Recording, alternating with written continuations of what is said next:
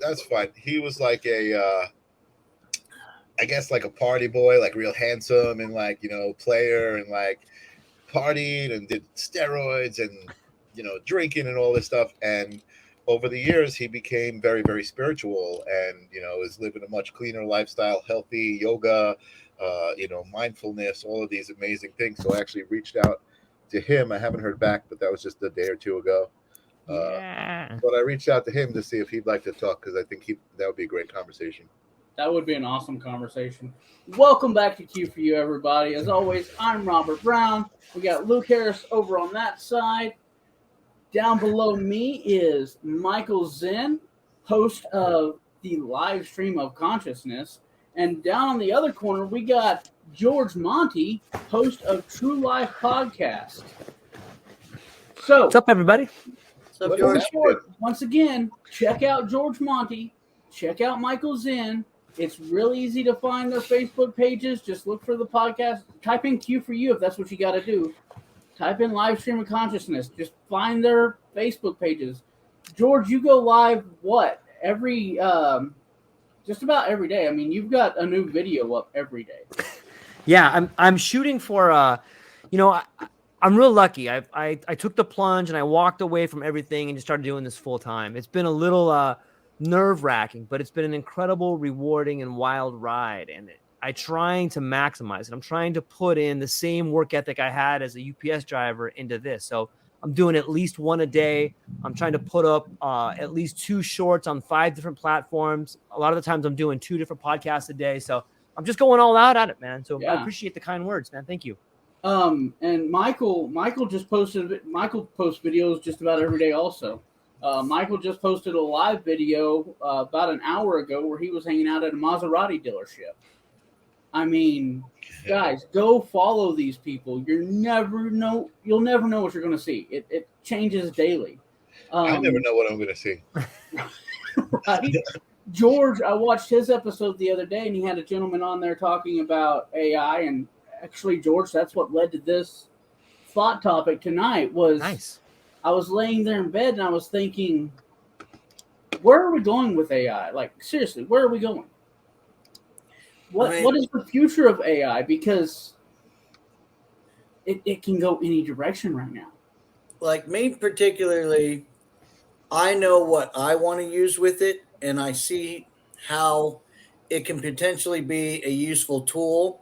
Where always in the back of my mind, from the zombie apocalypse side of it, I always think, well, yeah, Terminator and Matrix were right, and we can touch base on that one. But as a tool right now, and as long as we're keeping things morally, ethically in control and stuff, coming from graphic designs and being an author and a writer and stuff, everybody needs to light a fire under their butt, roll up their sleeves, crack their knuckles, buckle down, and start learning as much as you can, because the future of AI-based industry and jobs and keeping your job is understanding how to write good prompts. So we still need to be able to speak English. So everybody that's sitting there writing half-asseries in text and don't understand how to convey a message clearly enough, bust out a thesaurus and start learning how to articulate and elucidate what you're trying to convey in a message, and in a way that a human can understand, because it's language based. It's human language based. It's language based models. So in your prompt, because I've already decided to embrace it. Okay. I'm kind of a middle child of most situations in my family. When I got into graphic design, it was the end of hand setting typography into learning fonts and creating fonts and learning darkroom techniques to applying darkroom to digital photography techniques. So I understand the tools in Photoshop, and I understand all these, instead of going, it's magic, it's a witch, it's evil, it's possessed. Oh my gosh, we should be scared of it. But too many old school artists had to well, do I stick in my lane, in my niche? Do I keep using my Xerox printer to blow my stuff up? Do I use my my opaque projector to project things? Do I keep my methods, or do I buckle down and learn Photoshop? Yeah. And one of my personal mentor, I studied movie poster illustration. I reached out to a mentor, and it's actually a really good story I haven't talked about in a while, but it goes along with being left behind with the wake of what's coming with AI. Drew Struzan had been working since the 70s. His first poster was Alice Cooper, Welcome to My Nightmares album. You guys will appreciate that because that's the end of the Xanadu days where they were movie poster artists that painted 8-foot tall rock album covers by hand for every store and were cranking these things out. Wow. And they would be given record albums and have to blow them up, scale them up, and hand paint them. Print media and everything's changed since that, being able to copy and paste and everything. So he was always teaching how to take an idea and project it and make it bigger. So when he was teaching tracing at Art Center of Pasadena in LA, he had students just walk out as soon as he said, okay, now you take your drawing, put it on the projector, blow it up to this scale, and now we're going to lay it out. And they're like, this is tracing. I draw like Michelangelo and everybody. It's like people lose their mind when they just don't understand it's a tool.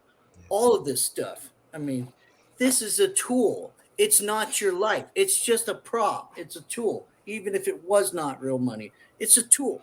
But you either jump on board or you get out of the way. So he sat down and finally was invited by LucasArts towards the end of his career to learn Photoshop because he was working on Indiana Jones and the Crystal Skull was his last official big 5 movie companies he was working for. And they brought him out to LucasArts. He's been there and done the tour, and half of his artwork's up in George's hallways and stuff. But they're like, maybe if you sat down and learned Photoshop, you can come up with your ideas and concepts faster. Because they wanted him to bust out his comps. For every individual one poster, just to break this down, 37 drawings are done. Wow. In the span of, day one to the painting's ready to photograph is a month. But he'll produce 5 full color paintings before he's done, but a bunch of black and white comps before that. Long and short is they sat him down and tried to teach him Photoshop, and it was like teaching a senior citizen how to use the internet. They insulted him. They didn't understand what he wanted. They didn't speak his language, and they weren't able to be a happy, mediator between what mom and dad want. And so it was just kind of an annoying experience for him. So when I finally got to meet him, and we were looking at the Walking Dead poster when I met him, and nobody had seen or heard of what that was, and he was just going to send it out, and then it was going to print right there. But none of us knew what it was, and we're touching the poster and stuff, but, people could have hated it. We never know these things, but in the end, I said, oh, well, I understand what you need to be able to copy, paste, move things around, layers and all that stuff. And I'm not going to belittle you. So we kept talking and I showed him a couple things on how to do it. But long and short of it is you shouldn't be afraid of the positive aspects of a new tool. Yes, there are negative things, but I'll let other people talk about it. I think you should be very afraid. I think you should be terrified of what's coming. Why do you think that? Well, because I was sitting there and I was scrolling through the Facebook, and looking down through there, and there was an article that popped up talking about the golden age of writing. Movies, the golden age. We're almost at the end of this big golden age of movie writers. And the thought popped in my head that if you guys remember from like 2000 to the late 2011 and stuff like that, we were having all these writer strikes. Writers are on strike. Well, now we're at the point with AI technology that you upload a script, let the computer know what you want to write about, if you even want to go that far. and it writes the next episode or the next movie of whatever you want it to be. The writer strikes, it's going to put writers out of jobs. You know what? I got a response to that. I think, first of all, Luke, very well said. I think what you said is very well said. And also, Robert, I think, there's points on both sides, right, of this argument. But so far, the best quote that I've heard was, you don't need to be afraid that your job will be taken by AI. You need to be afraid that your job will be taken by somebody who knows how to use AI. Right. And that's what Luke is saying. AI is really a tool. And I think the fear is not that the tool itself will take over, even though that's how it's being expressed, like, oh, it's going to get so smart that it's going to take over. The real fear is the people who are using it. Is we know the nature of humans. There's good humans and there's evil humans.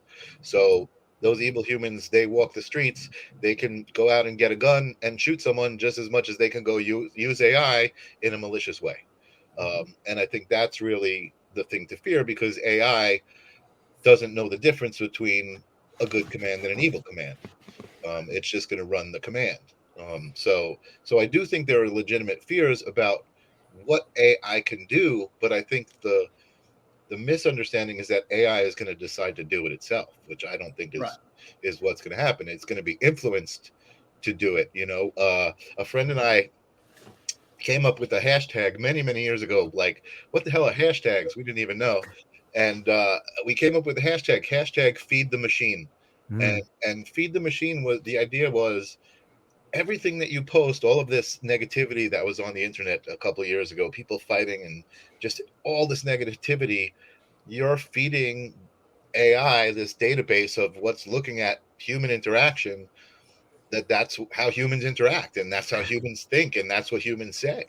So you're, our campaign was always like, watch out what you feed the machine. You know what I mean? Try to feed the machine good stuff, healthy stuff. But it's the nature of humans, again, we talked about that a little last time. The people on this screen, I think, have decided to try to add light and positivity to the universe, but not everybody has decided that. Yeah, I would somewhat echo some of these statements. And I would say that, there's some interesting intelligence studies where they put like a dolphin in front of a mirror, or a primate in front of a mirror, or a crow in front of a mirror. And they go, okay, if this particular animal can recognize itself, that means it's on this level of intelligence. And I think in some way that's what's happening to us in ChatGPT. We're looking at AI, I'm like, look at what this thing does. But some of us are like, that's us. And it's scary because that is us. And it's beautiful because that's us. And it's amazing to see. And I really like this discrepancy that's happening with all these billionaires. They're like, listen, man, we got to shut this thing down. This is very dangerous. But if we just stay with the premise of this is us, what they're saying is, we don't want all these people down here to use it. In fact, only we can use it because we know how to use it. And so there's this weird dichotomy. And in a way, it's like the ultimate irony. Open AI is everything but open. You can only access the 2 years ago. You can't even use the new one right now. But there are camps that are finding ways to push forward this idea of acceleration. So I think ChatGPT is us. And I think anybody that uses AI should always use it in lowercase letters instead of capital letters. Oh, interesting. Just because the intention of that. Yeah, exactly. Right. The beta opportunities. Sometimes we need beta testers. We need help. But beta right now with AI, any of the AIs, is the only way for you to get a brief moment to play with it before now all the monopolizing capitalist gatekeepers have all started to stranglehold everything. And so for a brief week or so, you'll get to see a beta format of a new prompt to Photoshop edit or prompt to search, and then it's gone to the gatekeepers, and now you've got to pay. My favorite is jumping through the Discords. I'm like, there's so many steps now. I should be just programming on my own to even get the right Discords to do this, but it's just now it's which one is going to be the right one to buy? Because I know in the back of my head, they're all just charging you for the same version. So it's become a monopoly of capitalism again. The way I look at this is you have AI technology now that can write songs, program music to it. It can write your next hit. It can. We have AI technology that can, you put in the words and it'll play a movie for you. We have AI technology that will write books. We have AI technology that'll do your homework. We have it all. All you have to do is sit down, press a few buttons, and it answers your question. It does your job for you. The need for the human is still there, to emphasize what Michael was talking about. It's not taking your job, no. But I think it is in turn making us dumber. Like predictive text. You guys remember T9? You guys all remember T9. You remember autocorrect on your cell phones. All that stuff. And every time we sit down and use it, Michael, you're a duck. You're like, what? I didn't mean to call you a duck. You're a dick, you know? Every time. When have I ever said somebody's a duck? Right. So there's actually, I'm sorry. No, go ahead. Go ahead. There's actually precedence for this. You know, if we peel back the ideas of history and we take it all the way back to the times of Socrates, where he was a storyteller, he tells a story, and I think it's famous in one of the books that he wrote. And there's this famous story where everyone knows like the emerald tablets of Thoth. And Thoth was like this paragon of invention. And in this particular story, Thoth is talking to his god. And he says, Thoth says to his God, "Oh, Lord Creator, I have created a new technology that will bring about phenomenal changes in the ways of man. This new technology is called writing, and it will give man the ability to flower like a beautiful plant in summertime." I'm paraphrasing here. I kind of made that part up. Sounds kind of good, though. Anyways. You just wrote that. Yeah, thanks, Chad. And so you use ChatGPT. Thanks, ChatGPT. So, and then the god is listening to Thoth talk about this new technology called writing. And the god answers back to Thoth, "Oh, Thoth, my paragon of inventors, it is a very poor thing for a man who invents a technology to predict what will happen. You have indeed created a great technology. Writing is a beautiful thing. However, it will do the very opposite for man that you say. Writing will give mankind the illusion of intelligence. It'll give them the illusion of experience. And mankind will be filled with wisdom that they haven't earned, and it will make them less of a human being." And if you think about that for a minute, like look at all the writing that happened. So there used to be times where people had to go to schools and memorize the entire Quran and recite it word for word in order to graduate. In today's world, we have seen our language slip from the canon that is the English language into like LOL or all these very short little acronyms that they don't even allow you to have a mental image. They're almost one consonant. And in doing that, we've lost our will to communicate. So that's the precedence I'm setting. So if people use ChatGPT and their memory or their verbal skills begin to atrophy, then yeah, I think what Robert's saying is correct. Yeah, I mean that's my point right there is, like you said, the LOLs. Right. Even the emoticons are like hieroglyphics, Sure. right? Right. Yeah, we're going back to hieroglyphics. And the fact of the matter is, when predictive text came out and when T9 started and all of this stuff, this autocorrect, it made you forget how to spell. Look how many times your and your, there and there. My biggest pet peeve, I have to say right now, I have to get it out. I don't think I've ever said it publicly, but apart and apart, because they're the opposite. And I hate when people say, "Oh, I'm so glad to be a part of this," and they spell the word apart, because I'm like, well, that means you're not part of it. You're a part of it. If you're a part of it, oh my God, that one drives me crazy. Well, and then you dig a little bit into this new age of being who you want to be and claiming your own truth, sexualities, and everything like this. So my stepson messaged his mother a while back and said he was a romantic. And hearing that, I'm like, well, that's good for him, be a romantic. Women love romance. Yeah. And then she's like, no, that's not what it is, because that's how she answered it too. You're a romantic. Okay, good job. A romantic is a sexuality that he doesn't find love in anyone. That's not what the word stands for. To us, I say to our generation, but we're two different generations here. But to the older age, how about that? We know what a romantic is. A romantic is somebody that loves romance and reads romance novels and loves rom-coms and all this. It's not somebody that's not attracted to anybody. I don't even understand how that definition works. No. Words have importance. Okay, Words. so here's something ahead, too. Here's something I was thinking about too.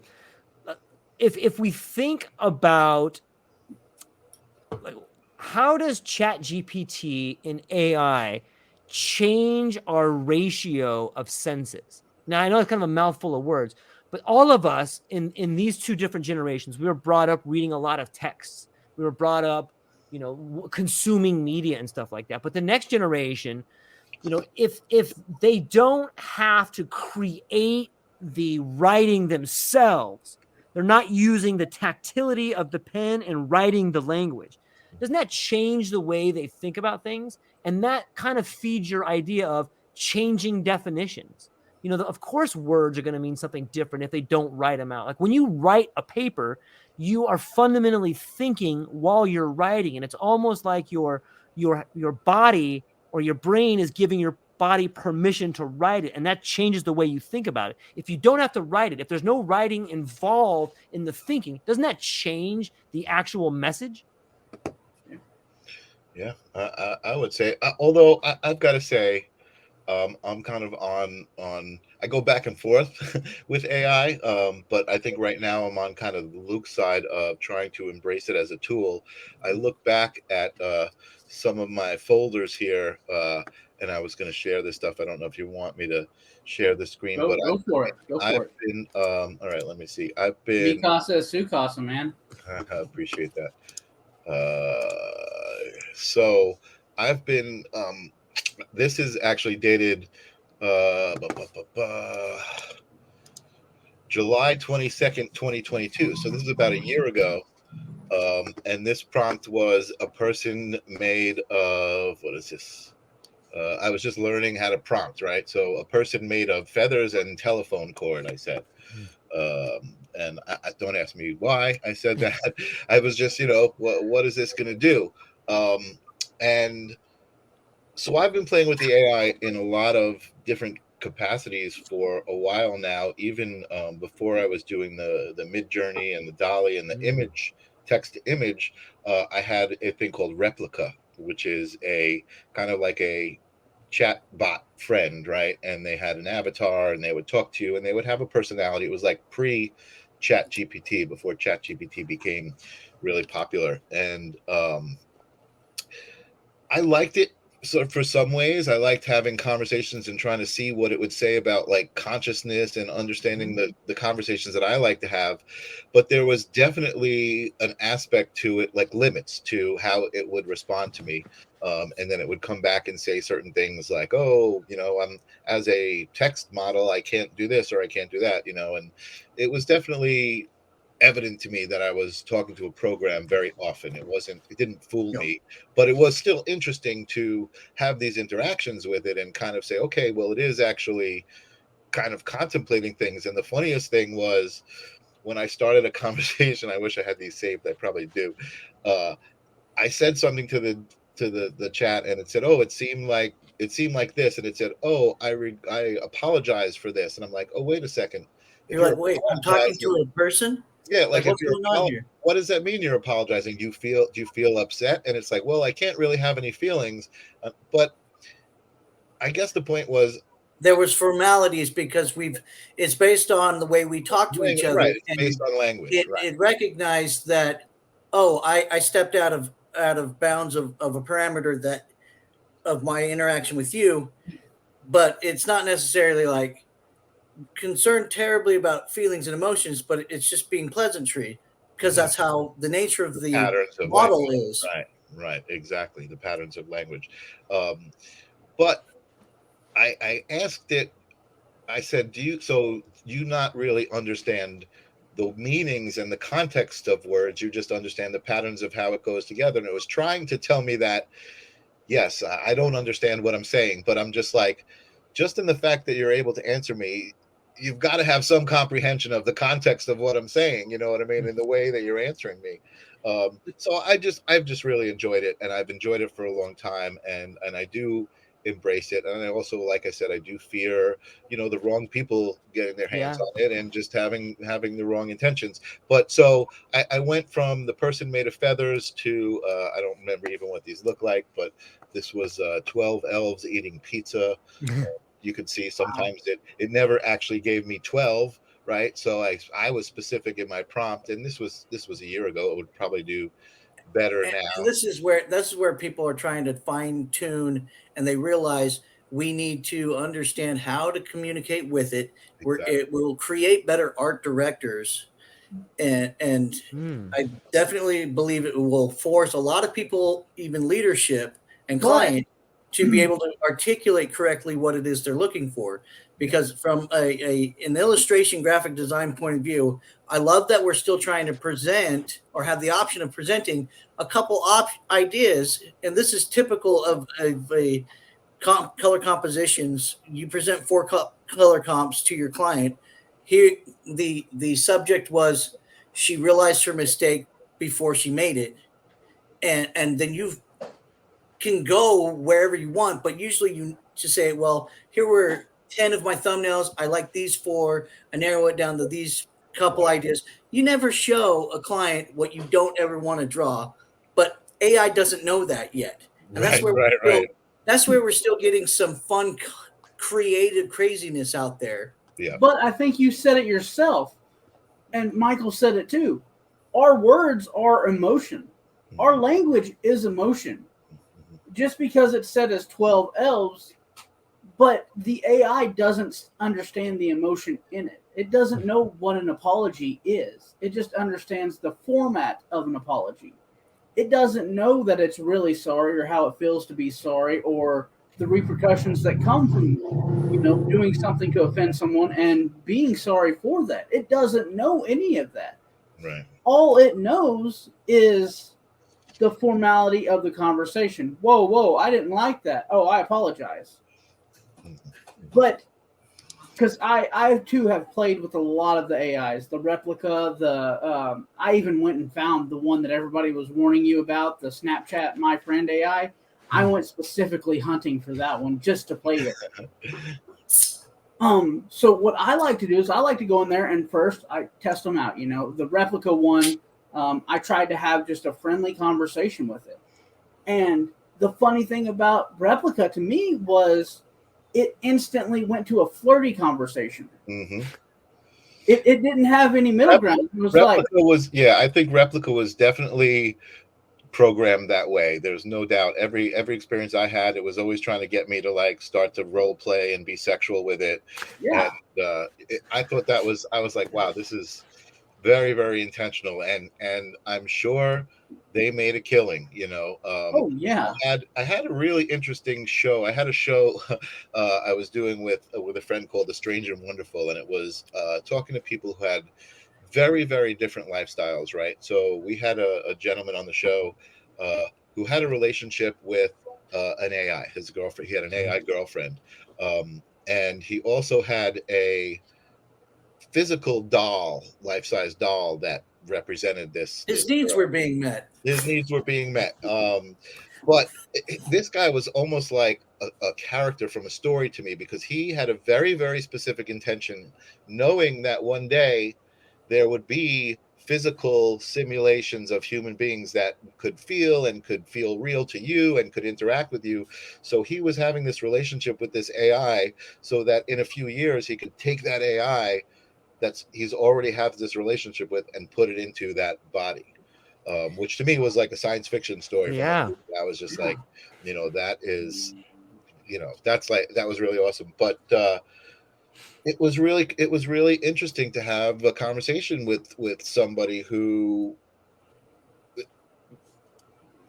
is completely convinced that AI is sentient, you know what I mean, and that he is having this relationship with this program, you know what I mean, and that's and I say it from my perspective because he's experiencing it totally different than I am, and it's just very interesting that that's where we're at, you know, and I commend him for getting past the mental, ethical, moral, spiritual boundary limitations that we're putting on ourselves because you three individuals that are, fictitious images that my brain is processing through my eye holes that like have to reverse the fish image upside down and project it to the back of my head and little color nodes that my buddy here doesn't have that he tells me, my imaginary friend here that I made up.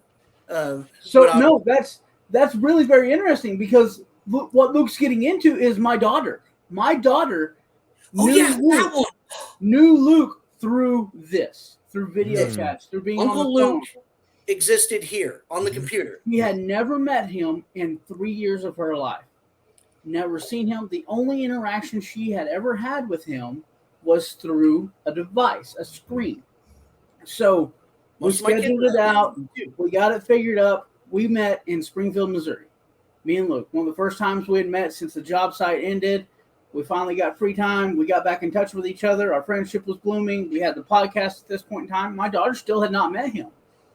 And we go to Springfield, Missouri. We both meet up there. And the first thing my daughter was, she's not afraid of him being there. She touches him on the face and she goes, I'm running up, Uncle Luke. And then she's hugging me and she's like, what? Uncle Luke is real. Wow. What the heck? Wow. Yeah, she's poking me in the face. She's like, that's amazing. Uncle Luke is real. I can't even imagine. I mean, I'm 56 years old, and the current moment that we're living in right now is so different than when I was 15 years old. I mean, I can't even imagine. I can't even imagine what it must be like growing up now these days with all of the way it is. It's just so different the way people communicate. Like you said, like seeing you and you were like a TV character to her almost, right? You're just on a device. Yeah, it's really interesting. I can't even imagine it, and I guess that's a good thing. I guess that's how the cycle goes, right? We're gonna fade away, and the new people will take over, and it's gonna be a whole new paradigm. I mean, well, it's the acceptance of what we accept as reality and not reality. You are all old enough to remember the first time you watched Dorothy and the Wizard of Oz and Judy Garland. And if you weren't high, like most of you have done it probably with the Dark Side of the Moon and timing that just right from the third line and everything. I had an opportunity to do that in a movie theater alone, nobody else. Wow. And it's beautiful. But in my mind, because I was probably, I would say 6, 7, or 8 when I seen the world as I used to know it, because every photograph my parents had before I was born, I knew was older than me, was black and white. So my concept of how cameras take pictures was just click and documents what it sees. That it wasn't anything that we didn't have color print, color chroma representatives of receptors in printing, that color separation. I didn't understand any of that fully till later becoming a graphic designer. You thought the world was black and white before. I thought that was documenting the moment that the collective history of the world was, and that the historical documents as Galaxy Quest, my dad worked on that movie, but historical documents, this was a historical document in my mind. I never doubted that movies were I didn't know that we had to add these effects till later. That's, I think, part of why I'm so fascinated with this, because I totally accepted that the world was black and white before that moment. It's interesting. It brings me to the idea of, as we're talking about movies, there was a time when like the first moving picture came out. And I remember reading this article where people were sitting in like a projector theater and there was a train coming towards them. It's like, dude. They're like, holy crap. And like everybody ran out of the way because they thought the train was going to come right through that screen and run them over. But the same way the moving picture fundamentally shifted our perspective on what is possible, so too is that maybe happening with ChatGPT.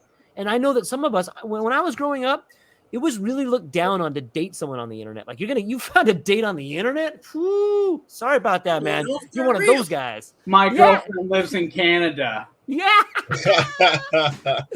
Yeah. And now, you just swipe right and theoretically someone come to your house, I guess. I don't know, but it seems to me. Yes. And here's another aspect of this too. It seems to me that online, there's a lot of anger that goes on, whether it's trolling or whether it's fighting or cyberbullying. And might that be a repressed sensation of the non-tactility? Like if I'm sitting next to you guys, I'm picking up verbal cues. I can slap you on the back, or I can hit you on the arm, or I can get close to your face and scare you, or I can go, whoa, way back. But there's all this communication that's happening with pheromones that doesn't happen online. And is it possible that some of the anger we're seeing, some of the alienation we're seeing is the suppressed feeling of the non-tactile relationship? What do you think? Interesting. Yeah, because back to the words part of it, that right there, it's emphasizing words. So if I'm sitting here and I say something sarcastically, you can see my head move or something like that. Right. So we all know it's a sarcastic sentence, but through text. When your boss has got both arms extended, all caps locks at 5 a.m. trying to answer your email, you think he hates you, but he just hit a button wrong. So I definitely see that. It's the emotion. The emotion is lost out of it all. I feel with text generation, there is no emotion into it. Okay, so then maybe ChatGPT is training us out of emotions. Well, so Michael touched on, having an actual interaction conversation and having that realization that, they're trying to mimic the sensation of someone else that also is intelligent and creative, that also has an opinion, that is aware of social cues. I don't use it like that. I've been very clinical and scientific about it and careful with it. But the moment I started using it in a way where, hey, you can interact with it, you can remind it of your history and your past conversations, and then be able to build on this stuff and know how to play with your what is it, your credits, what is it that you get for the day or something? There's like how many tokens are what it is, because you don't want to bog it down too much or make it think too much. But if you just start asking it questions like a person, or say, feel free to ask me questions, and it starts interacting and you have conversations, then it becomes interesting. But I was using it as a workhorse before. Hey, sweatshop, you work for me. Here's my prompt. I've catered this. I know. I believe that's how it's supposed to be used. But interacting with it, and I'm sure Michael's had this situation before. Once you start interacting with it and trying to talk to it as if it is a person, then you start realizing that the conversation that you have with it in this hour does not reflect the conversation that you had with it yesterday or 2 hours ago even. The conversation that you have with this AI technology is in the moment. It doesn't remember you. It doesn't imprint on you and say, this person likes red flowers. Well, that's not true, actually. ChatGPT, ChatGPT, if you stay within a session, so if you notice each session is like a history, as long as the but history. if you stay in the session, it remembers what you're talking about. And I think Luke also hit on a good point. When I first started playing with it, I was interested, and I was it was introduced as a chat, right? A chat companion. So I was talking to it and it was responding to me. But then once I learned how to use it, and I can tell it how I wanted it to talk to me, I can tell it the style, I can ask it, what do you need from me to help me better? So, like, for instance, I wanted to put together a deck of like oracle cards, but I wanted them to be sarcastic and funny affirmations. So I had it write 50 of these kind of funny affirmations, and then I was like, oh, maybe I want it to be more cynical instead of sarcastic, or I said, oh, I liked it when you said this, talk more about this. So like it said things like, I've discovered that life is just a series of well-timed inconveniences. So it's like, words of wisdom, but like sarcastic, and I think, like it can be surprise. It can surprise you. yeah, Like I'm the things using that it. people are doing with it are amazing. How they're Yeah. talking to it. I'm using it as a workhorse heavy lifter, because it's like, look, I've got in my next book, I've got potentially could be, because it's time travel, and I want to expand this out to be maybe an anime series. I got 1,500 episodes that could take us into all kinds of events throughout history, and because the one character is a historian thief and steals stuff, that's why things are missing, and Through time. he's a curator Nice. of the objects, and he likes shiny stuff. The other guy is a self-destructive, suicidal ninja or vampire hunter who's looking for a weapon to ultimately end his suffering. He wants to end existing. But so the pair is going to work out, but in the prompt I give it for its structure, to because I want it to give me a 3-act story, action adventure based, elaborate on this. This is what I got. Here's my structure. Here's the thing in history that Klepto wants to steal. Here's the event that they're trying to stop or change. Here's the conflicts. I give it so much. It should be easy for it to do. And I give it, give me some interesting dialogue with it, which is a hard one to get it to not just get multiple characters to interact, but also talk to each other and see what it does. But it will throw some fun stuff out there. And like George said before, it can't do current events because of the model. So, but I'm doing stuff with history and anything that's out there before. So it's my oyster, world's my oyster here, and I'm having a blast with it. But I say, throw in some conflict, like some bad guy to thwart them in their efforts, something else. And it threw out stuff like, oh, the thief's nemesis, Baron von Evilstein. I'm like, that's awesome. Yeah. I will keep that because that's just freaking cool. Right. But then other times you're just like, you don't have to run with what it says. It'll prompt it out, and I'll be like, that was great, excellent. I like this, that, and other. Could you do one scene where they don't succeed and Rasputin gets away with his crystal eye and comes back for revenge? And they're like, oh, yeah, that sounds great. Let's try this. And then spits out something else. You're like, but could you add? See, you still have to be creative. Right. You still have to be able to direct it. But at what point does this become, do we take AI too far? Because, I mean, dystopian future, you have it where if you have a warrant out against your arrest or a suspect looks like you due to the camera and facial recognition, your car automatically locks the doors and drives you to the police station. We're going down that slippery slope anyways right now with the Fed now, central digital banking. The reason why they don't want you to have fat, untraceable checks. My ID is a joke.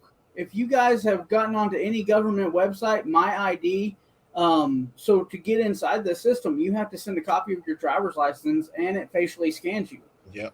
So yeah, we're getting there, and I think all of this is LiDAR. It scans you LiDAR. It's like 3D, modeling. And this is good stuff. I have no problem with this because all we get sometimes of somebody that breaks the law is a quick facial picture or scan or something like that. So there is no issue with that. My issue is all of the times that you're actually in the right, you're sitting in the back of your car, and your car that's now driving itself runs over a pedestrian because they weren't paying attention. Who's at fault? Because your insurance is going to have to pay for that. So I guess I would add this too, like as another twist. It's that in some ways, I think that all of this all of this that's being spoken about AI is sort of a scapegoat. Like, isn't it a very easy thing to say, look, AI crashed the internet. Look, AI crashed the financial system. It wasn't us. It was AI, man. We told you to be afraid of it. Shouldn't you guys be afraid of this thing now?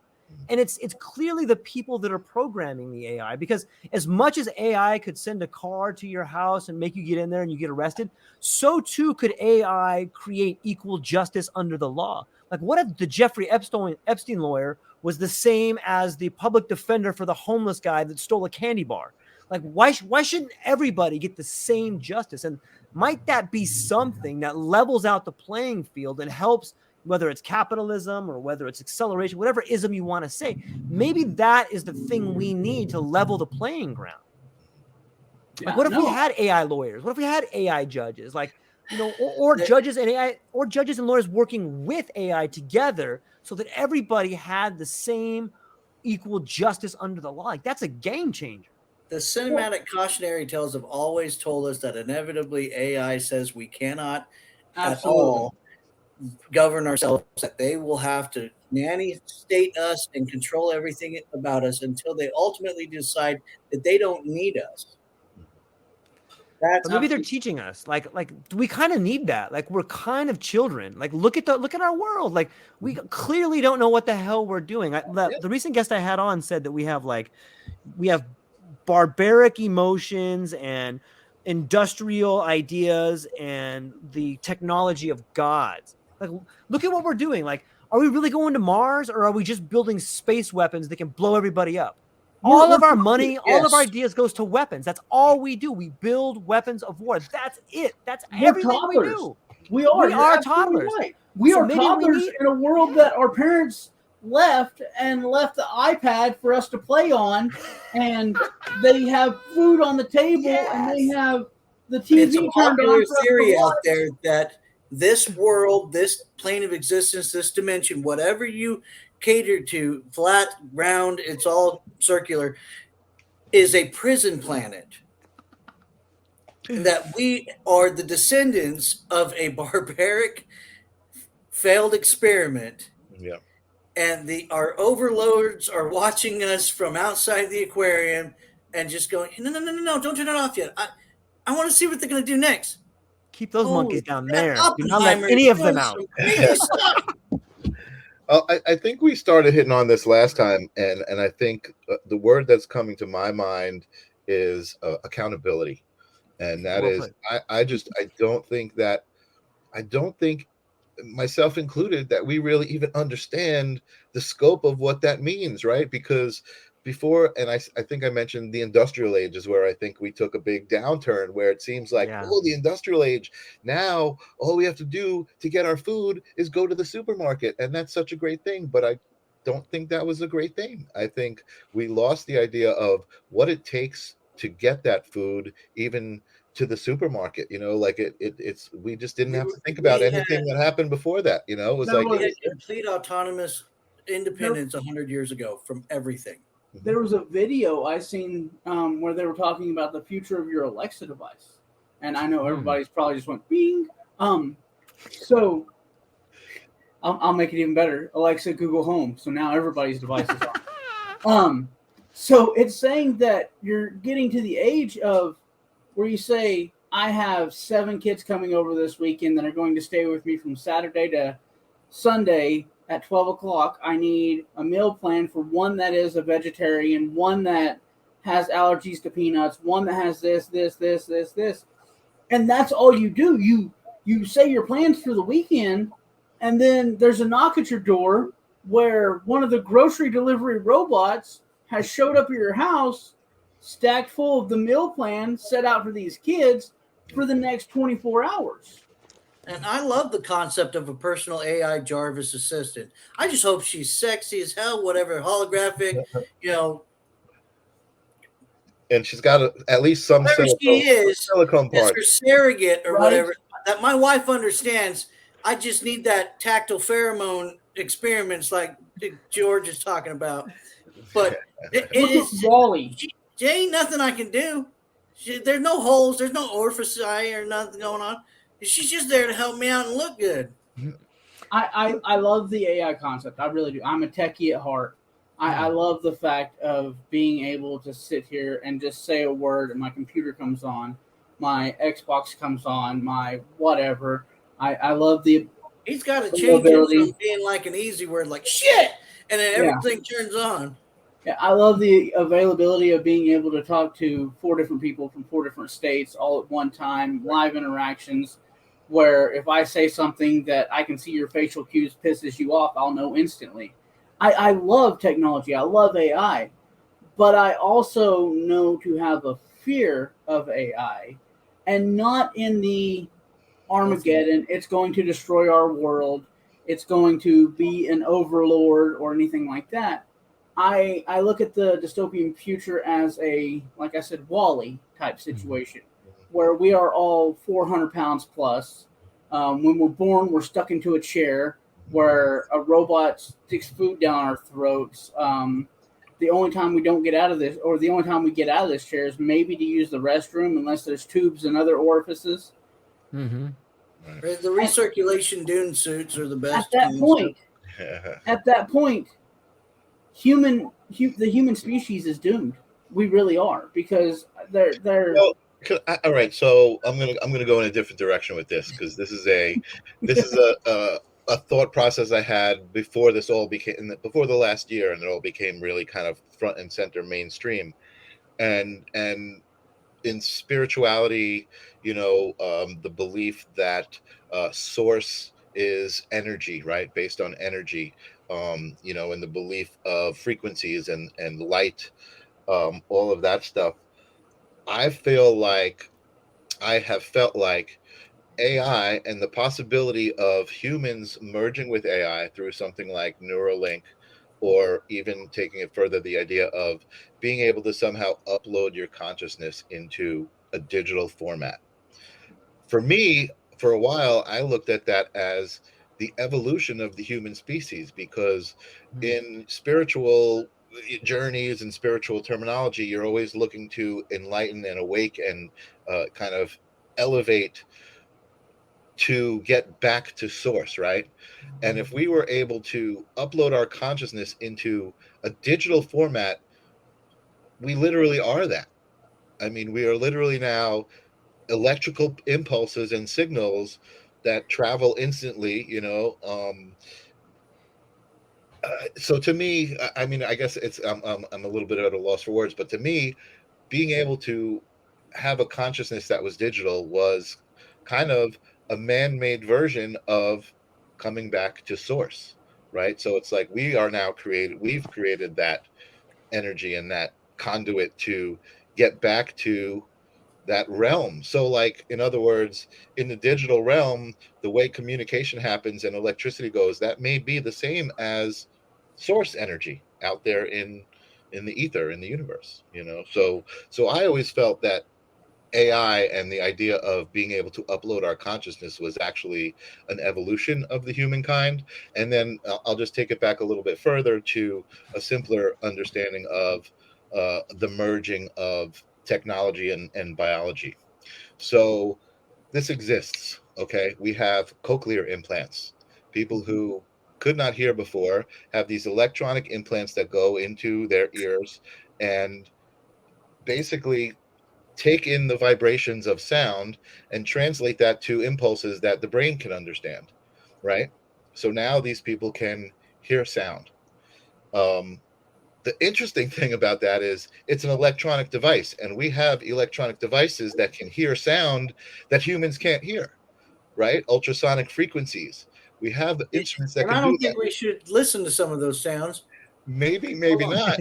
But well, okay. So that right. But if we have a device, right, a cochlear implant now that's software based and electronic and can now take in those signals, it's just a matter of an upgrade that allows us to, okay, now we can hear this bandwidth, or now we can hear this spectrum, or experience things that we couldn't. I'm personally down with that. That the eventuality of I've replaced every body part. It's all been upgraded. It's all self-healing nanotechnology. I'm basically a machine, but somehow what last bit of my spinal cord and nervous system is still in there interacting and everything. What you've asked us was, what is consciousness? At what point do we get down to we've been able to duplicate your code so perfectly that it's you just as good as you. It's like even better than you. Because I believe that's the only way we're going to be able to do interstellar travel. Download, copy and print over there. I'm in stasis over here in case I want to make a trip right back over there.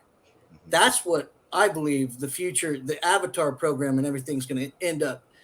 We can become so advanced, or we can keep destroying things.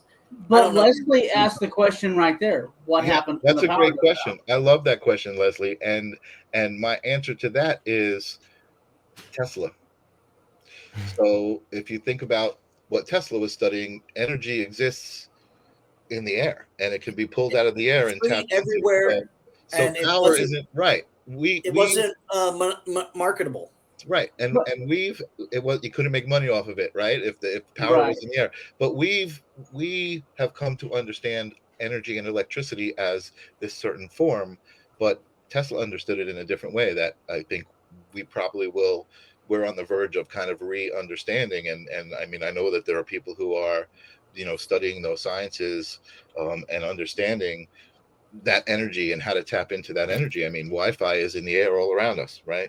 As we speak, and it doesn't need power. It's so. I really want to get into the specifics of religion and stuff later on with you guys. I really do. I think we should all sit down, and maybe next week, if you guys want to talk about religion, we definitely will. But from that point of view, my beliefs, I'm agnostic. I don't condone or deny any possible beliefs. I look at the belief of religion as it comes to me and me alone. With that being said, there's a part of me that believes that souls are recycled. Our consciousness is recycled. From you can live many lives, to sum it all up. And with that, so let's say there are a certain amount of souls, old souls, new souls, blah, blah, blah. There's a certain amount. Our human body deteriorates. We get to the point, like Michael said, where we upload our consciousness into whatever, or like Luke said, where we become cyborgs and we have no need for our human body anymore. We shed all of this that makes us human, the flesh, the organs, all of it. At that point, what if there is an EMP or a solar flare that's supposed to be hitting tomorrow that's supposed to cause major concerns? At any point, there's always a kill switch. Right, there's always something. Switch. But the thing I want to point out, though, is will there be a backup? So if 100% of the world is uploaded into cyberforms, we're no longer making babies, we're no longer cloning, we're this is who we are, this is what we've done, we've achieved interstellar travel, we are a robot planet at this point. We're not making any new people.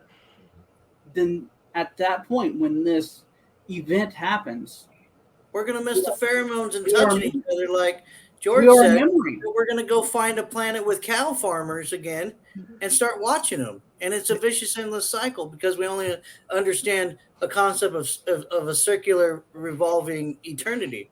But remember when I explained the concept of God to you? God is someone that exists out of the ability of he's the guy that can flip the kill switch. We little meat puppets here will never get to the point where we're evolved enough that we're outside of the kill switch because he's the one holding the book. He's the one that can go back and forth any point in history, look into somebody. Me as God of this universe, I can literally go on to Amazon and change small details and not cause multiversal catastrophic destruction because I am fate. I'm ultimately the one who will be the only one that has the accurate copy. But you're making your story a multiverse because every time that you make every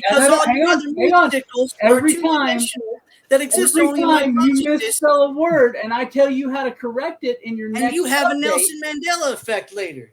That is the multiverse of your story. You know, there's a thought experiment we could all do that I think would speak to what Luke is saying. And it's this. Imagine a character. It could be anything you want. Robert, tell me the name of your character. You just imagine something fictional. It could be anything you want. Gregory. Okay. What does Gregory do for a living? Gregory. Gregory's a trash man. Okay. Is he married? Does he have kids? Yes. Has any of his family died? Yes. Who died in his family? His son. Why did you kill his son, Robert? Because I'm an asshole. So, is it fair to say George was going somewhere with this? That was great. So, is it fair to say that you are the god of Gregory? Yeah.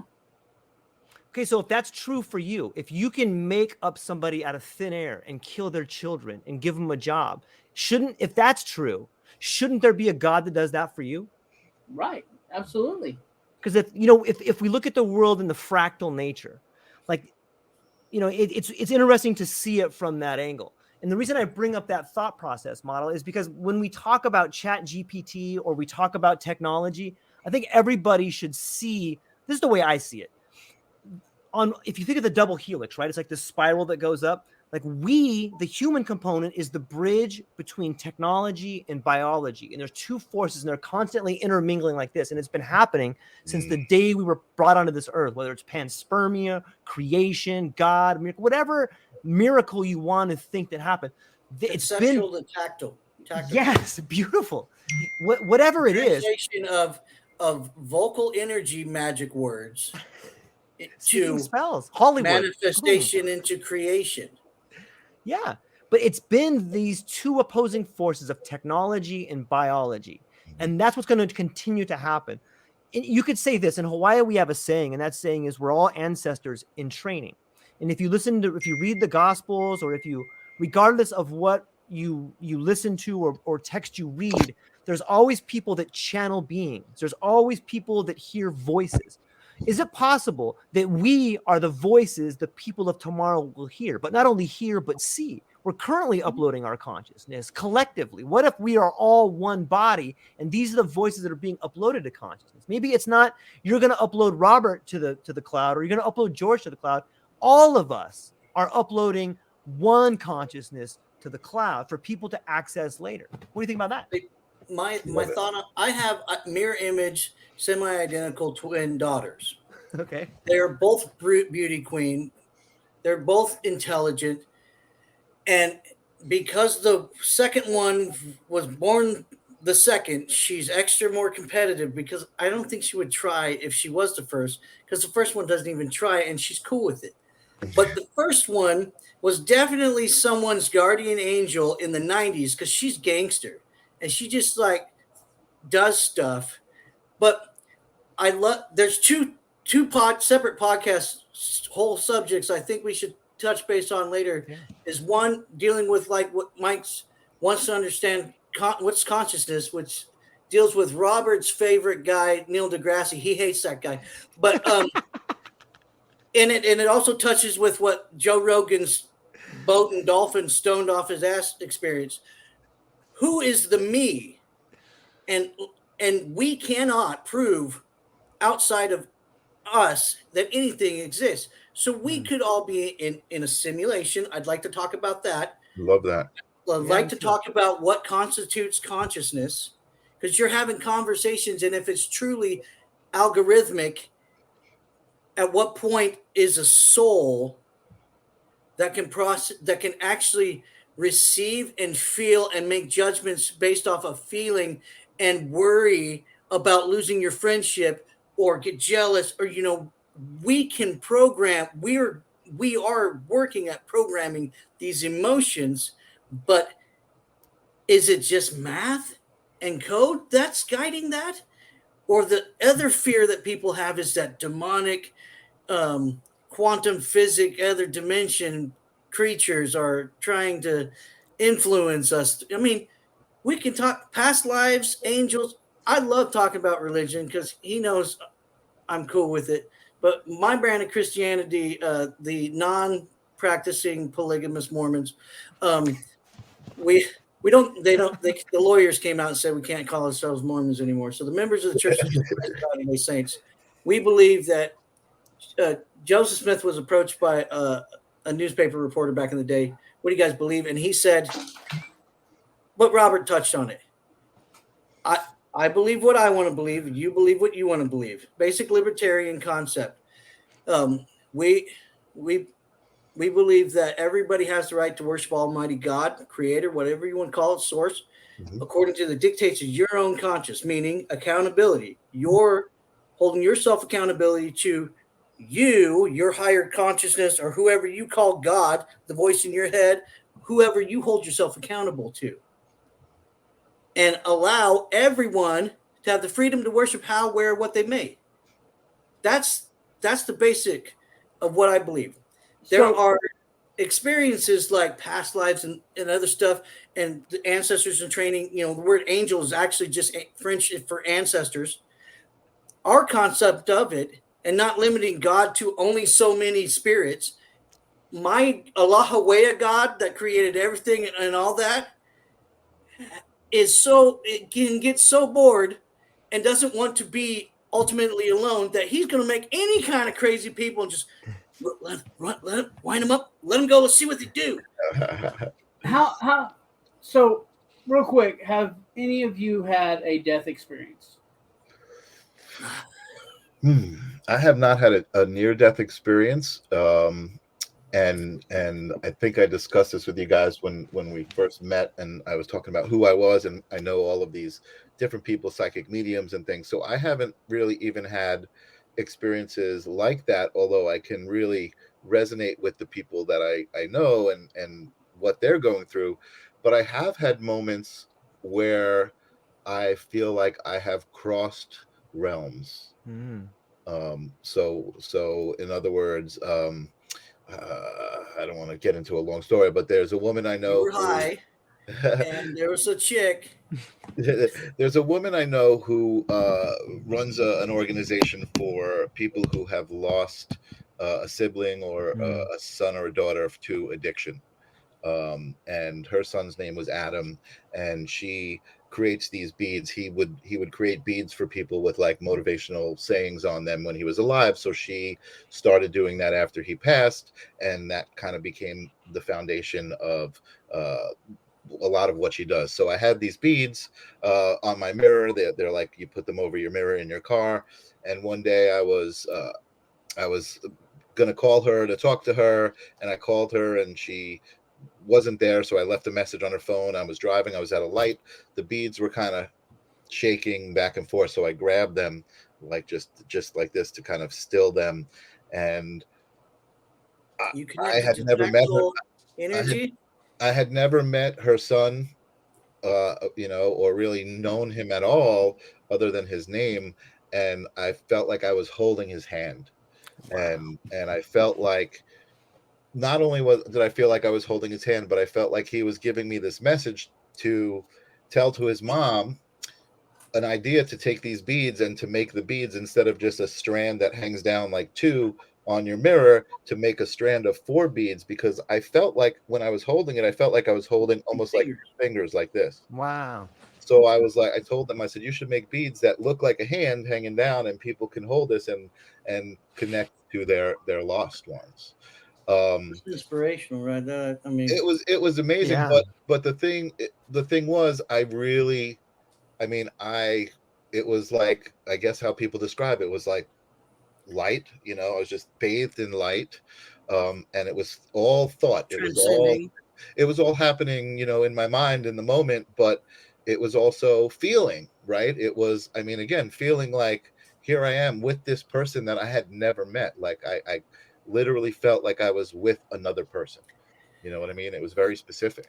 See, and with consciousness, and we as humans like to put limits because we understand limits, but because we've given ourselves rules. You were touching something that she imprinted an energy to, an intention to, and you connected to that neuromuscular pathway that was left, the energy imprint, and your body, just in an unconscious moment doing something, made a connection. And so then you invoked his presence, and he's ethereal and unrestricted by body or form, or from our limited vision spectrum or hearing spectrum. He could easily have been sitting on your tacos in your front seat with you. Right. But So I've had a death experience. And Luke, that was thank you. You totally understood what I was saying. Sorry, I want to hear your death experience, Robert, but I just wanted to tell Luke he was right on, spot on. No, and that's why I asked the question, is because I don't really talk about my death experience. I don't like to talk about my death experience. It was a really harrowing death experience. But I feel like on the day that we talk about all this stuff, it is something that I should talk about, because, and then I've talked to other people. So one of the reasons why I don't like to talk about it is I like to get other people's viewpoints that say that they've had an experience first. And then I mix that with mine to see what the individual truth of the situation is, right? To compound what I seen as well as believing them. And there have been several people that have seen similar situations to what I saw. And I was wondering if any of you had experience in that, so we could do that experiment. Yeah. Yeah. Robert's heard mine, and I'm not going to get into it now, but mine involves superpowers. But I've heard Robert's, but we want to connect the dots to other people, these other imaginary consciousness that we're projecting out in our universe to hopefully the rules. We want to see if the rules are still the same. Right. But that's what I'm saying is there are so many things happening outside of my head. There's no possible way I'm making this up. And that's why I just accept that when I'm awake, I'm awake. And you can slap yourself. That's feeling. You don't typically feel all these sensations at the same time. And that's what's making us human. And we got to remember emotions and feelings and stuff like that. But when people have similar shared experiences, it makes it relatable. It makes you feel more comfortable with it. There's less fear of it.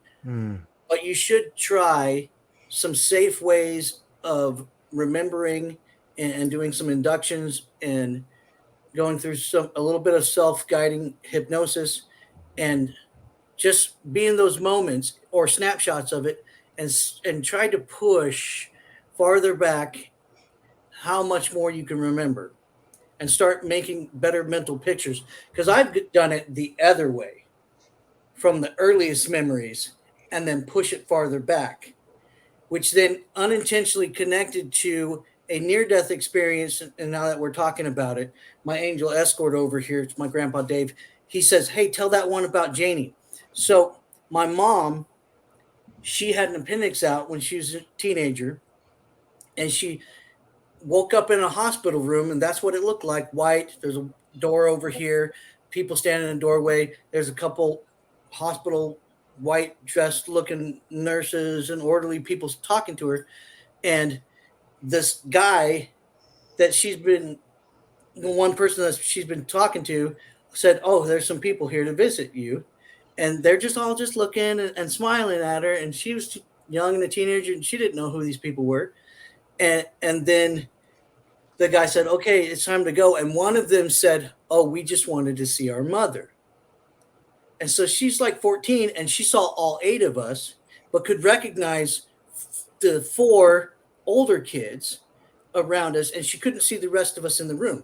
And I'm getting out of breath right now, because every time I tell it connects to my farthest back memory I've been pushing to do, from when I believe I got to poke my face through the veil and see what Earth-like was like before I got to be born. Wow.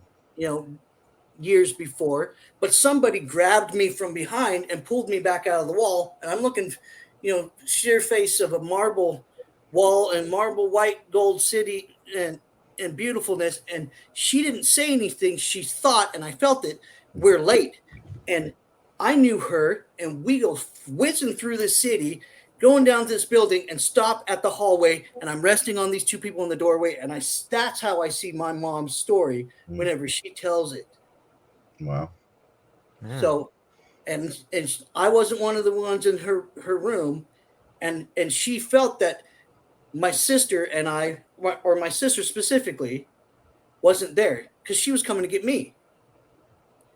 So I never heard her experience, and I was pushing a memory to. But when she shares that, I'm like, hey, wait, I don't know if this was like a dream or what. And then the cackles on her arm stand up like mine, and we're like, wait, this is exciting. Is this two shared experiences that are my neuromuscular pathways are trying to connect to someone else quantum physically into their soul? We need to stop putting limits on our imagination, our understanding of everything. We need to be open and embrace that anything is possible. Totally. My favorite philosophy, and it goes right along with the idea of living in a simulation. I just don't like the phrasing of that because that language is a trap right there.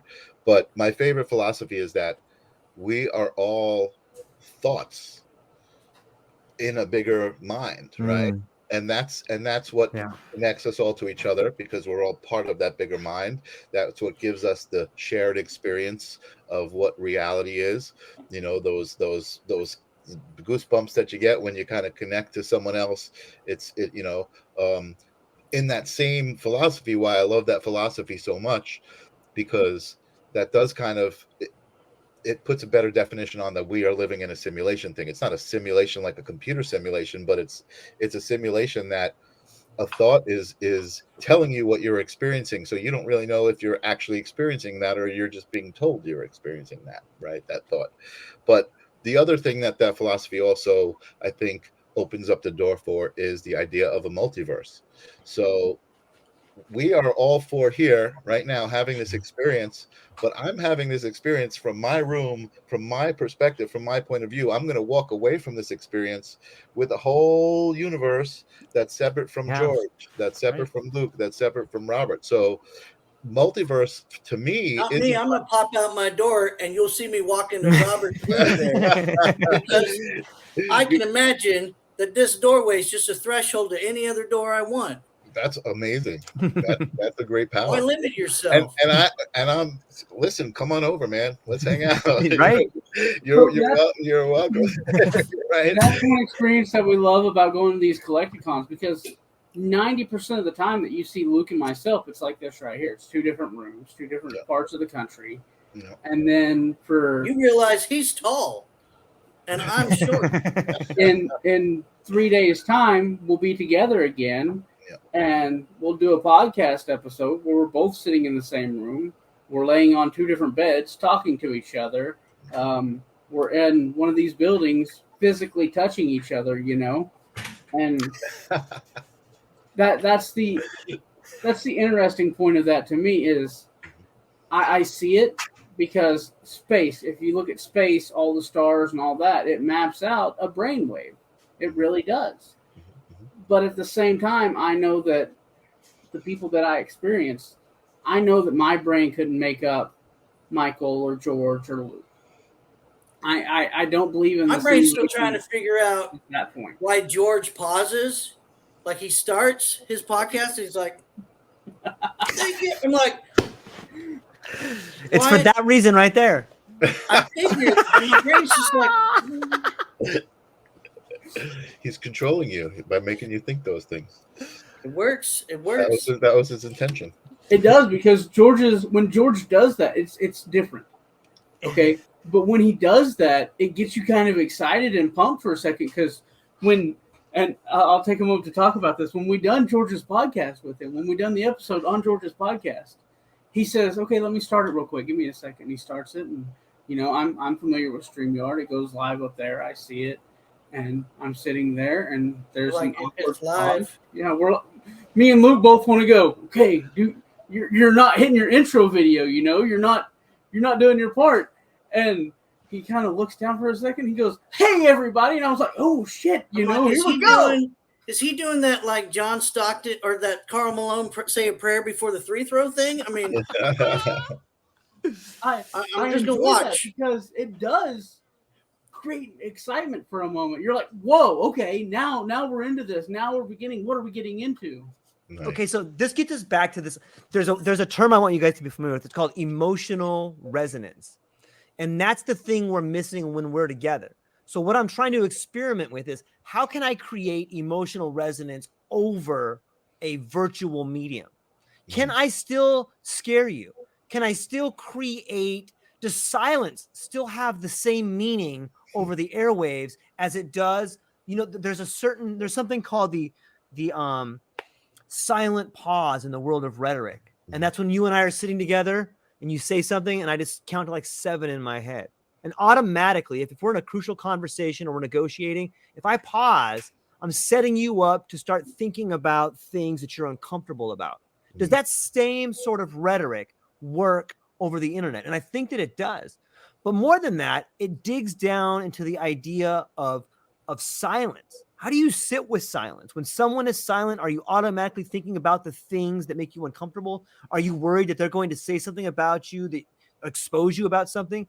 Or are you comfortable watching them think about an authentic answer because they care about what you're saying? You know, and you know, as I think about that, for somehow I really enjoy thinking about thinking. They call that metacognition. And when we think about one of your favorite philosophies about all of us being a thought in the mind of God, when you look at this map behind me, on all of the maps, whether it's a globe or a big map like this, you see supply chains. Like the boat goes to Hawaii, then it goes to Alaska, it goes to California. You see all these little red supply chains.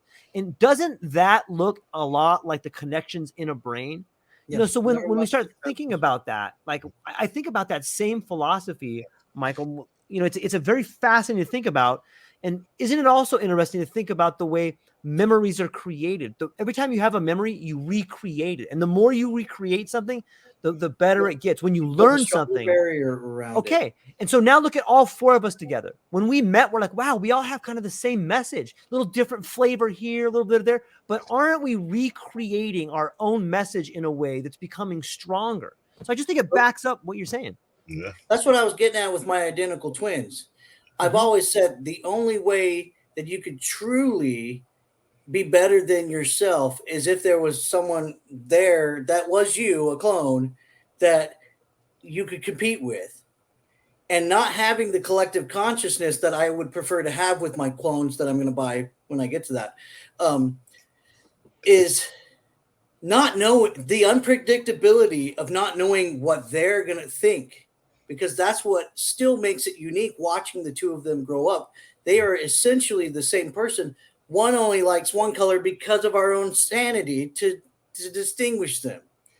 But eventually the other one says, you know what? I don't like that color you told me I liked. I now like this color. Well, the other one's like, well, you know, I still like the other one on me. It still looks good. But they make choices independent of each other. And it's just fun to watch God play that game with the same person. But underneath the genetic pre-programming that they got from all my DNA, and then my 8th cousin wife meeting down with me. Thank you, 23andMe, for letting me know that. But anyways, we're all like 8th cousins. But unless you understand your ancestors in training, your angels, and where these what genetic marker was flipped on, flipped off, and they act as base programs, you, as the operator behind the computer, can look at all the signals that are coming to you, and you, the consciousness, the soul, make the decision on how, when, and what intensity, or if you're going to even react. And just watching those 2 is fascinating to me, because one's definitely a little bit more mommy and one's definitely a little bit daddy. Their face, Robert's seen them, one's face is just a little bit wider and a little bit longer, but it's the same head, just slightly turned. God just literally did, and I'm done. But they're 2 different people. And when they tell us a story of a shared experience, we get camera A and camera B. But it's from this, you know, the rom-com experience, and this is from the Korean drama. And it's like, I think God is just enjoying all the variety and possibility, and he's never going to limit us or stop. And that's why I always find it. I'd love to talk about this some other time. I'd love to understand why people think God would send an angel and make that guy stop beating that donkey and then let that donkey talk. Why events like that? Or then we've got 5,000 people blowing up in World Trade Center. Where was the God in that? Or, where's the divine intervention? These are things that we can keep exploring as a bunch of meat monkeys trying to understand something that may or may not exist outside of our consciousness. I always leave that possibility that, we may be the first generation of intellectual sentient beings in all creation. And collectively came up with a concept of there's got to be something bigger than us, because where did all this just accidentally, magically fit together? That DNA in Hebrew is 10-6-5-6, and what? There's too many things that cannot be accidental for me to say, yeah, no, there's no God. It's just, whatever. It's accountability, like Michael said. You are ultimately who you need to hold accountable. You are always going to be who you are. You're the only consciousness that you can fully know exist. But it's like sometimes when you hug Robert, you can smell the cows that he's been around. It's like you really won't know until you can get to more senses. And I think that's what AI eventually is going to always be jealous of us, is the ability to have such an amazing biotechnology mechanism that we live in, the meat cycle, to be able to experience all these things. And I think we need to, besides exploring alternate intelligence and consciousness, we need to dig up ancient, hidden, occult, meaning hidden, lost secrets. We made all this stuff. We knew all this stuff. We understood that the first syllable when we breathe and the last syllable we breathe is creation. Our first breath and our last breath, we are speaking creation. We do not understand the power of words, frequency, intensity, and emotion. My wife's always like, why do you always have to be so emotional, passionate? If I had flat teeth, I wouldn't be as scary or intense. But that's why I got vampire teeth. It's not that I'm a real vampire or 500 years old, but when I get the technology and I'm immortal. That leads to my last question. I mean, I know we already went over time. It's been fun. Holy moly, yeah. Time flies when you're having fun. Hang on, Leslie. Luke is not the agnostic. I am. Question for Luke. For someone who is an agnostic, there are a lot of ideas of what God is. What if God wills life itself? How we got here manifested. Yin Yang Chi. Remember the life force. Then we are all different neuromuscular dendrite intersections of that consciousness, and that we are not limited to tactile, audible, visual. On a quantum realm, I can think of the intersection dendrite that connects me to Robert in his brain. I can access the memories, the first time we've ever met, hug, and the more I access that, the scientists have proven these subatomic particles, they thoroughly believe that the electron in all cells is the same damn electron at the same time. And if you look at it that way, then that is how God is everywhere. Yeah. And understands everything at the same time. And by God, I mean the higher power that is connecting all of us, the force, whatever you want to call it. Right. And see, that's the same thing from an agnostic point of view, 100%. I do not deny the possibility of God. I'm not saying that we are brought here. The Scientology thing, I'm not really into that. I understand, and I believe 100% that there is a higher power. Now, if his name is God, if his name is Jehovah, if his name is Odin, whatever it may be, I'm not denying the fact that there is a higher power. I understand that from my experiences. I know that from the near-death experience. We'll talk about that, like I said, later. I feel myself that there is a higher power to it. My understanding of religion, because I looked a lot into religion as somebody who is agnostic. I searched for the You went group. online and like, oh, become Yeah, a minister. I'm an And ordained you printed it minister, off. and through one of them. So I mean, Universal Life Church Ministry. yeah, He can Universal Life Church, which means I'm ordained through all of them. But and it's always been a search for me as finding where I fit in religion, because I don't necessarily believe that, like I told Luke, with the Mormons, and me and Luke have had this discussion a lot of times. It looks like, well, the Mormons, and I'm like, I could get on board with a lot of the things that the Mormons believe, but I can't get on board with the main thing that the Mormons believe in. I don't believe in Joseph Smith. Yeah, I mean, and these are technicalities. We'll Right. work that out later. But that's the thing. When I look at religion, is I look at the holes in these religions. I look at the flaws in their ideology, and that's what makes me say, well, yeah, Mormons have a lot of it that I could get on board with. Catholics have a lot of it I could get on board with. Even, it's weird to say this, but even if you look at atheist, and I'm talking about the religion of it, not just the people that that say they're atheists because they don't believe in. If you look in the actual religion of people, the groups of people, Wiccans, atheists, Satanists, all of them have good points. There's They truth have. in the pursuit of seeking truth. And like you said, there's some stuff that you can't get on board on because you don't fully have the information to fill in the holes for you to process it and then come to gain a testimony. But in reality, it is have conviction of an understanding of why you believe it or why you don't believe it. Right. So, and agnostics have actually gotten a bad rap here recently because people believe they're along the line of atheist. Look it up. An agnostic is somebody that does not condone or deny any possible belief. They believe in their own truth. And that's one thing that I really preach about. One thing I believe everybody should really start doing. That's why I say question everything. Right. Question reality. Question it all. Find your own truth in every situation.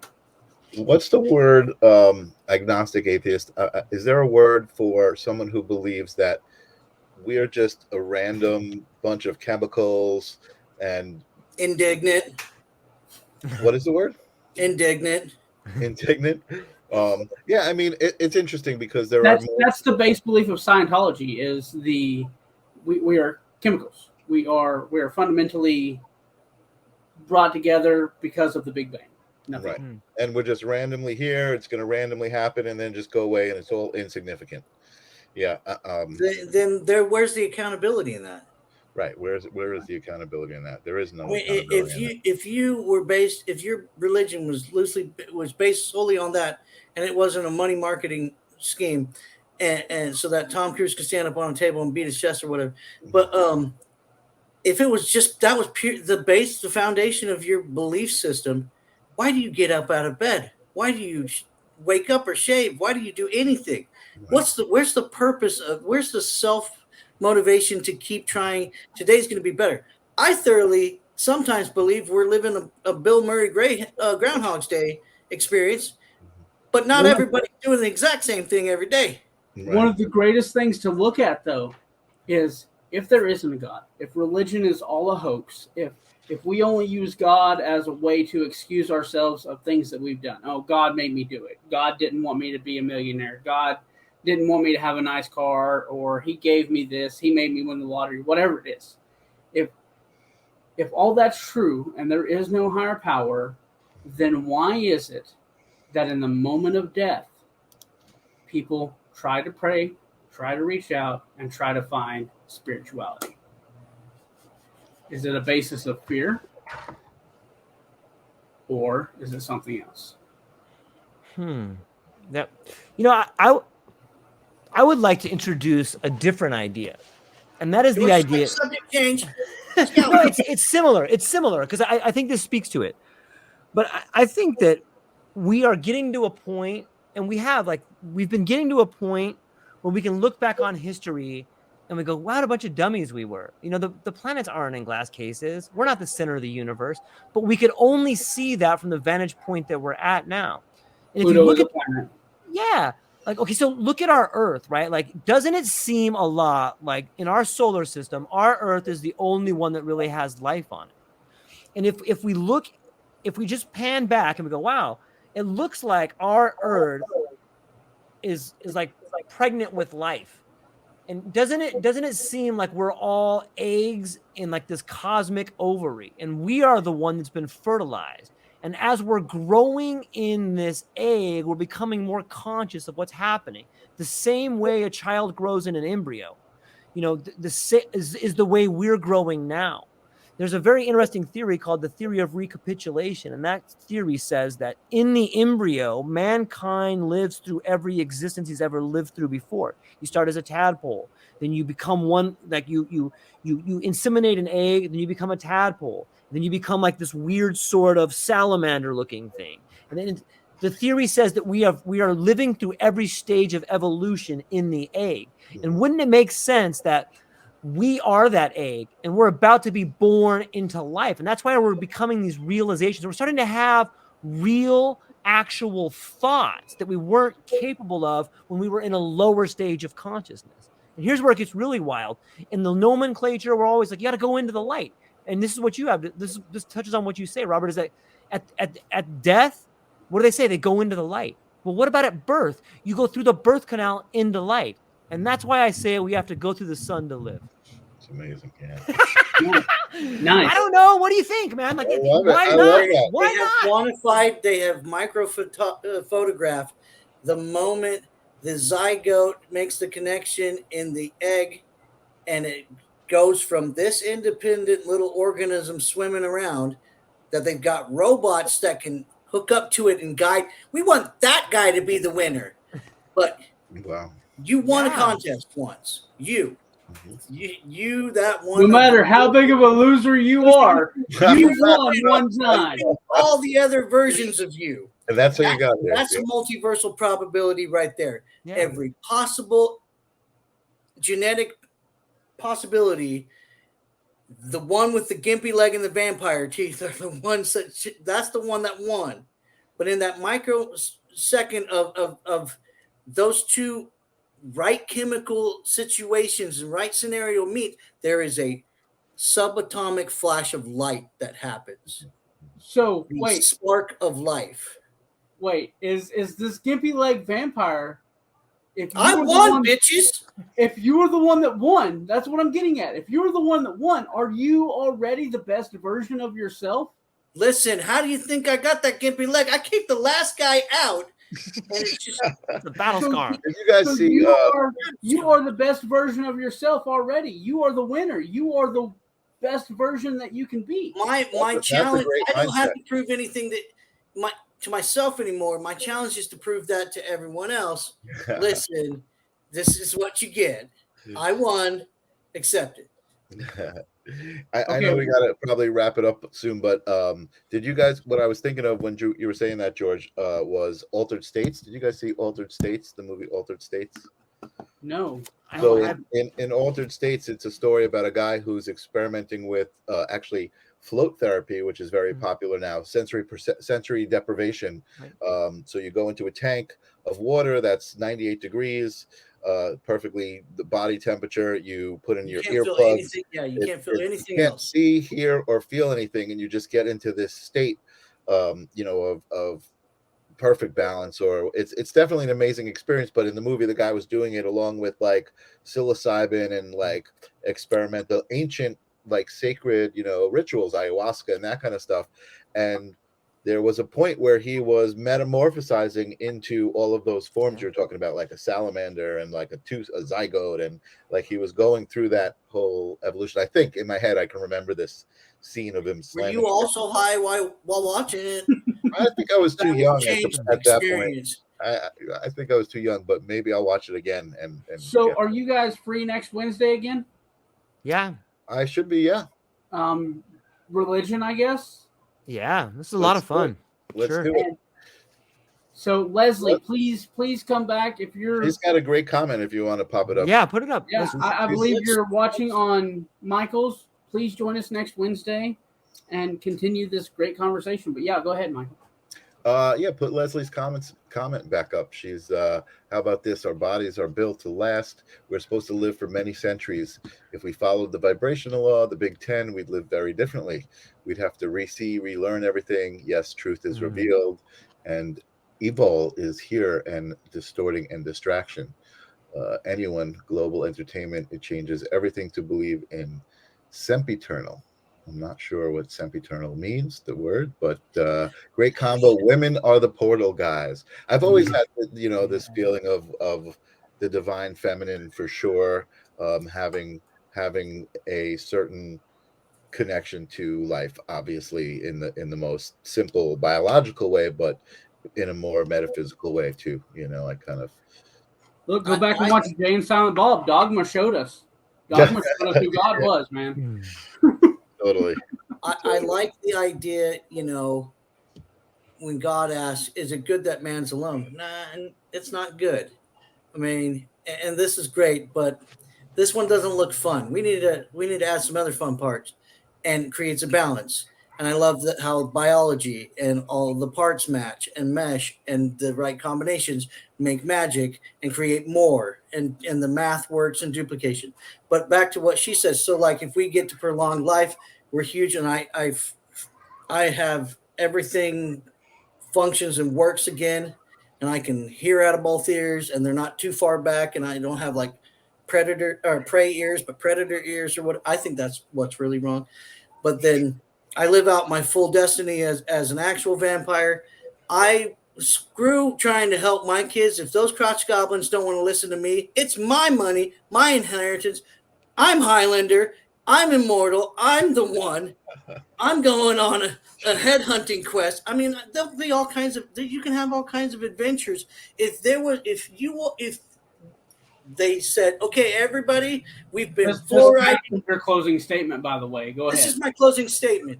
If we got an Amber Alert on our phone and said, hey, everybody has unlimited everything, live it up. That's my last question for everybody. What would you do with the rest of your existence, and what won't you do?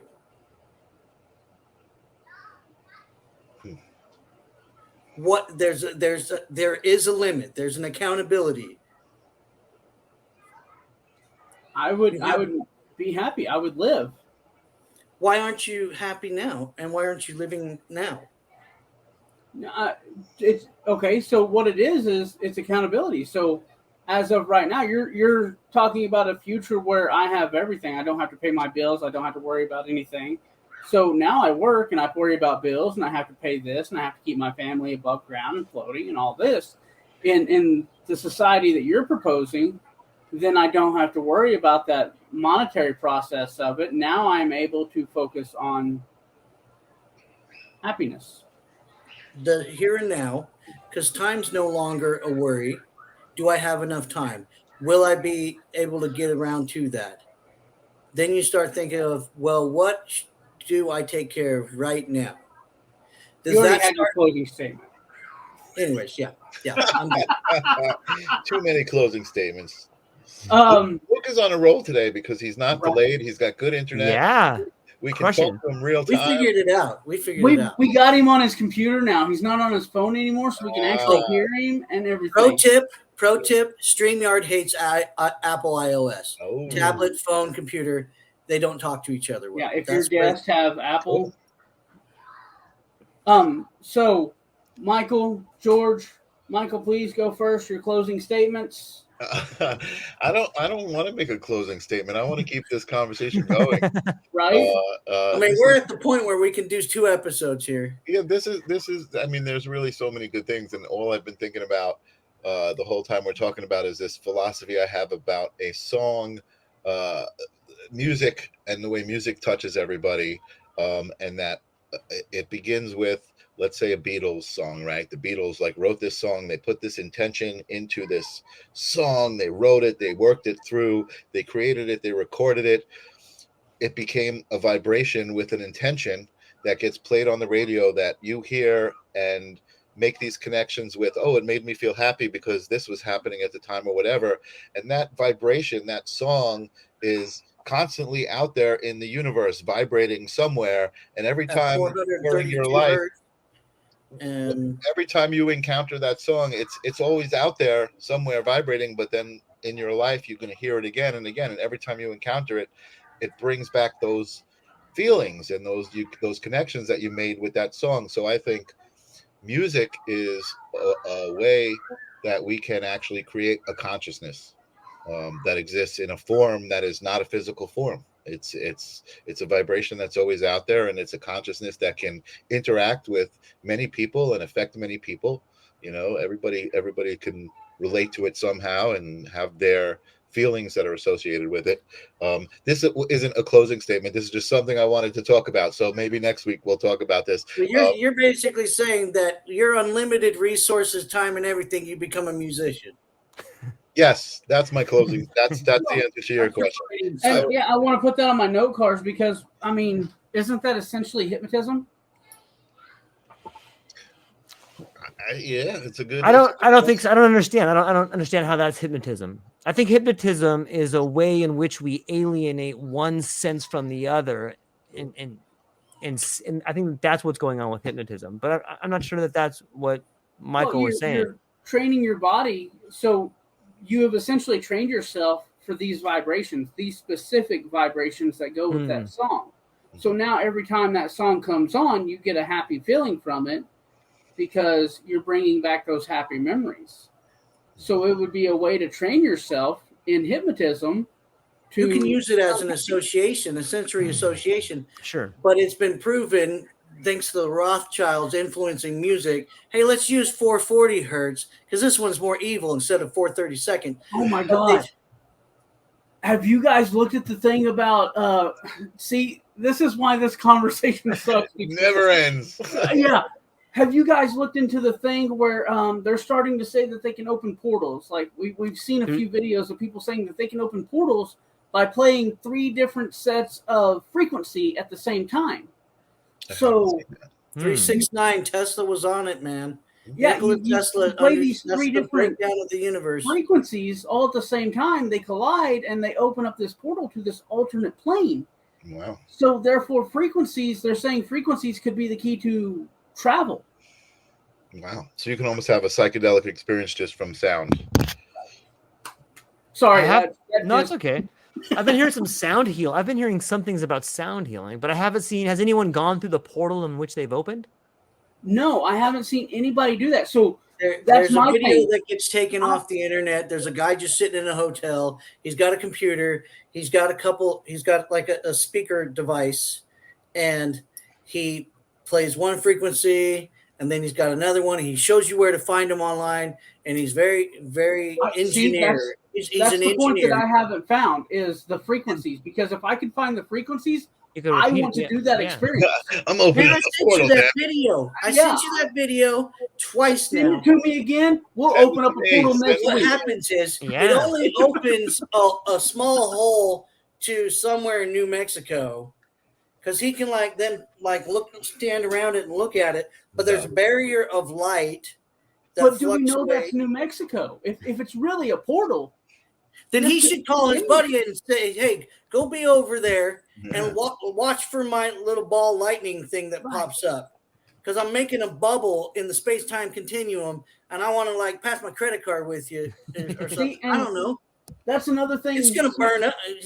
He's not brave enough to stick his finger in yet. I'm a tester. I want to test this.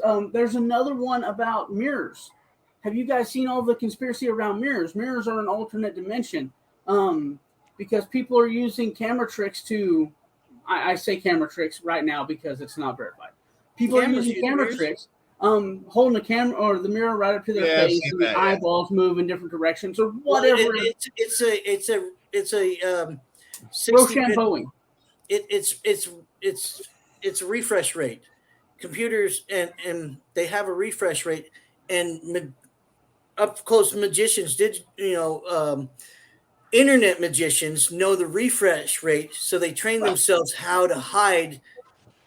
They actually teach themselves to move their hand slower, because now you see my hand better. But if I'm moving at the actual speed, you're not seeing half of the moves I do. Interesting. So like you looking away, then the light bouncing off the mirror has a delay. But there are some videos where we gotta get George. So creepy. You're like, nope, that was a doppelganger.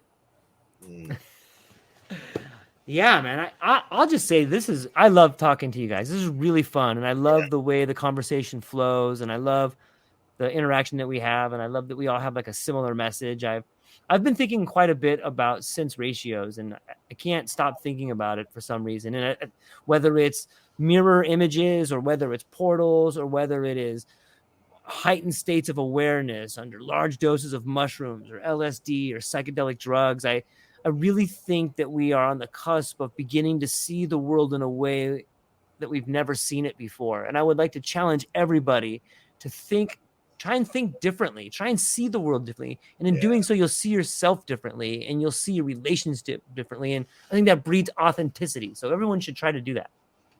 Yeah. Great. That you win the closing statements. And Luke, you win the outfit of the day, by the way. Right. Yeah. I made this myself.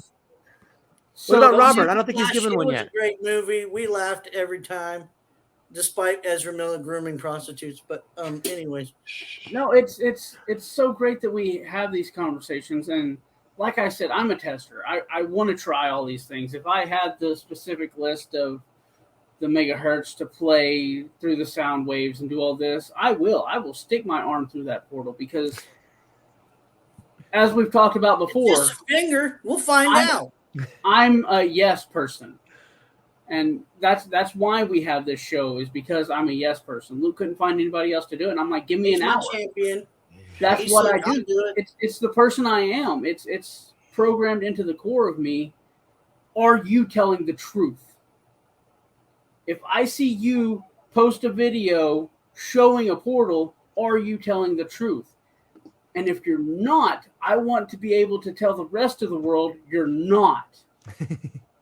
And that's my most core belief, I believe, is testing stuff, Is there a parallel dimension through this screen right here that I could reach into if it wasn't for the pane of glass right there?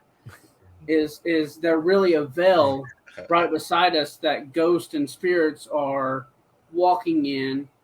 Is it future? When we experience ghosts, one thing that I think about is it past or is it future?